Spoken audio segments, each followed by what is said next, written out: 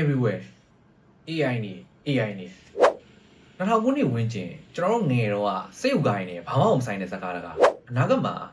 လူသားတွေကိုမျိုးဖြုတ်ပြီးတော့စိတ်ဥတွေကကဘာကြီးကိုပိုင်နေသွားမလားဆိုတာစိုးရိမ်နေလူတွေကြည့်ကြည့်ပါ Hello everyone ကျွန်တော်တို့ Mr. Betty ရဲ့စီစဉ်ဆက်သူဟိန်းတန်ပါဒီနေ့မတ်လ14ရက်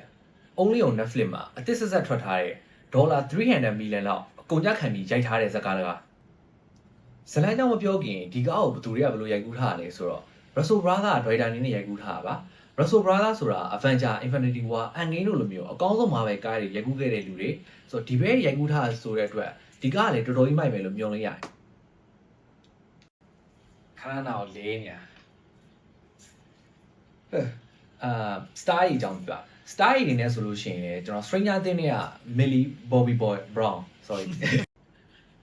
Millie Bobby Brown ဆိုတော့ Stranger Things နဲ့ကနံပါတ်7ပေါ့နော်ဆိုတော့အဲ့ကောင်မလေးပါတယ်နောက်ထပ်တစ်ယောက်ကကြတော့ကျွန်တော်တို့ Thanos ကိုမျက်ခွက်တထိုးခဲ့တဲ့ Chris Pratt ပေါ့နော်ဆိုတော့ဒီဘဲအကြောင်းတွေးရင်တော့ဟွာရီပါလေးလိုက်ထွက်တော့ထားပါတော့စိတ်ဥနေရမှာပေါ့နော်ခေပြန်တော့ဒီကားတွေက Mr. Peanut ဆိုတဲ့အတန်တရုပ်ဆောင်နေရမှာ Woody Harrelson ကတရုပ်ဆောင်ထားတယ်ဆိုတော့ Woody Harrelson ဆိုတာကကျွန်တော်နောက်စီမီတွေကအိမ်မွေးချတဲ့တယောက်လေတခြားနာမည်ကြီးတရုပ်ဆောင်တွေကိုလည်းအများကြီးတုံးထားတယ်ပေါ့နော်နောက်ပြီးတော့ VFX ပေါ့နော် special effect တွေကလည်းကျွတ်စင်ရယ်ကျွန်တော်တော်တော်ကြိုက်တယ်ပေါ့နော်စိတ်ဥတွေရဲ့ design တွေကိုဆိုလို့ရှိရင်လည်းသူအသေးသေးပုံထားတော်တော်မိုက်ဆိုစိတ်ဥတွေကလည်းတော်တော်ကြီးတဘာဝကြတယ်ဆိုတော့ကားကိုထမ်းသွားတဲ့စိတ်ဥကြီးအခန်းဆိုလို့ရှိရင်အကြည့်ရတာမိုက်ချက်ကျွန်တော်အဲ့ခန်းကိုတော်တော်သဘောကျဆိုတော့ပြီးတော့နောက်တစ်ခုကစိတ်ဥတွေကစိတ်ဥတဲ့စကားမပြော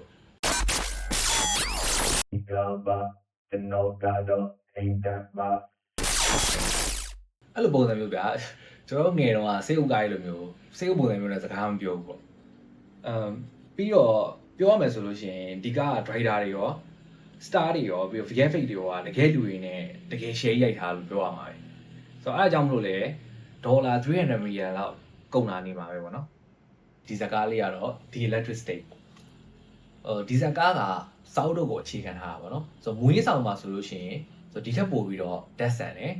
ဇလန်ချင်းလေးကတော့ Millie Bobby Brown ပေါ့နော်ဒီကားထဲမှာက Michelle ပေါ့ Michelle ဆိုတဲ့စေယောသက်မျိုးရမဲ့ကောင်မလေးကသူ့မောင်လေးကိုလိုက်ရှာနေတဲ့အကြောင်းပါပဲ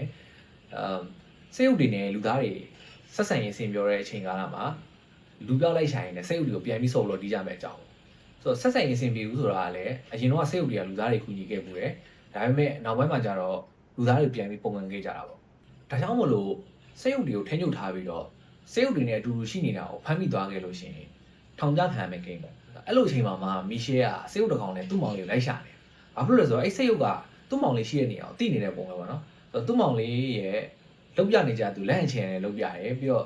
သူ့မောင်လေးဓာတ်ပုံတွေကဆိုတော့လက်ညှိုးထိုးပြတာနောက်ထပ် main character တယောက်ဖြစ်တဲ့ Chris Pratt ပေါ့နော်ဒီကားထဲမှာတော့သူက key ပေါ့ key နဲ့ Michelle တော့တယောက်နဲ့တယောက်တွေ့ပြီးတော့တိသွားတဲ့အချိန်မှာသူကကိုညီပြီးတော့လိုက်ရှာပြင်မယ်ပေါ့နော်အဲ့လိုအချိန်မှာပဲ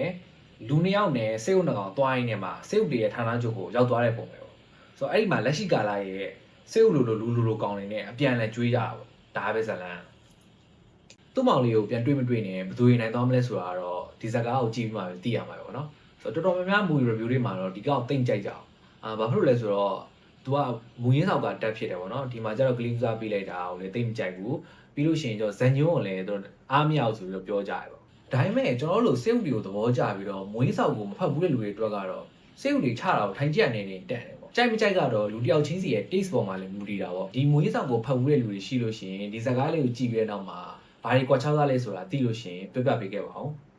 လောလောဆယ်လက်ရှိမှာတော့စေုပ်တွေကရိုင်းကြမ်းလာသေးပေမဲ့ AI တွေကတော်တော်ကြီးကောင်းလာကြမှာလို့တချို့ကေရကိုအစားထိုးလာနိုင်တဲ့အနေအထားလေးရှိရပါတော့ဒါကြောင့်မလို့ဒီဗီဒီယိုကြည့်နေတဲ့ brother ကြီး sister ကြီးတစ်ခုလုံးမှာတစ်ခုရမှာဆိုတော့တစ်ခုလုံးကြဖို့အချိန်တိုင်းပေါ့နော်တရက်ဘာကြည့်ရင်ကောင်းလဲဆိုပြီးတွေးနေတဲ့ brother ကြီး sister တို့အတွက်ဒီတစ်ပတ်မှာကြည့်ဖို့ Netflix တူတန်ရဲ့ list အရာ9ရက်ကနေပြီးတော့ဆက်လက်နေတဲ့အတွင်း Netflix မှာအသစ် stream ထားတဲ့ဇာတ်ကားလေးတွေကိုကြည့်ပါစုစုပေါင်းကိုကပဲအသစ် stream ထားတယ် we do ဆိုပေမဲ့9ရက်နေ့ကနေပြီးတော့ဆက်လက်နေအတွင်း9ရက်စလုံးမှာ4ရက်ပဲ stream ထားလို့ပေါ့နော်ကဲ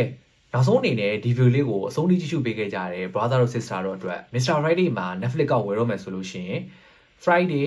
279ဆိုတဲ့ one time ကုတ်လေးကို Messenger မှာလာပြီးပြောမယ်ဆိုလို့ရှိရင် discount စီးလေးနဲ့ရမှာပါချစ်ကြီးလေးပေါ့နောက်တစ်ပတ်တောက်ကြနေမှာကျွန်တော်ပြန်လည်တွေ့ကြပါမယ်အားလုံးစောင့်မျှော်ကြည့်ရှုပေးကြပါဦးဆိုတော့ Mr. Friday ရဲ့ထုံးစံတိုင်း your happiness is our success